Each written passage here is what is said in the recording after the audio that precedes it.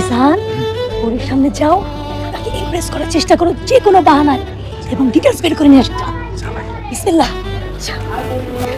আরে কি বলে পরাজয় নয় নারীর, এটাই সময় ভাই। জিসান তুমি এত সুন্দর, এত হ্যান্ডসাম, এত ইয়াং, এত dashing, be a man, confident.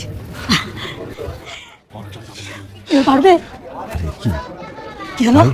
তুমি আমাকে যাদের সামনে দাঁড় করে দাও, ক্রিমিনাল সামনে দাঁড় করে দাও, সুন্দরী মেয়ের সামনে দাঁড় করে না, আমাকে তো হবে না। হবে না না? আমি প্লিজ ইউ ডু সামথিং। চেষ্টা করা লাগবে, পারবে।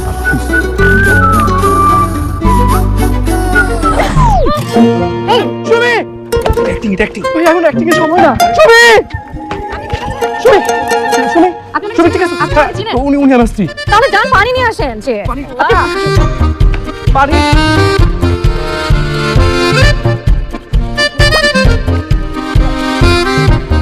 আপনি ঠিক আছেন? ঠিক আছেন। কোথায়? পরে ঠিক আছেন আপনি? আমি ঠিক আছি, তোমাকে দেখার পর আমি একদম সুস্থ হয়ে গেছি।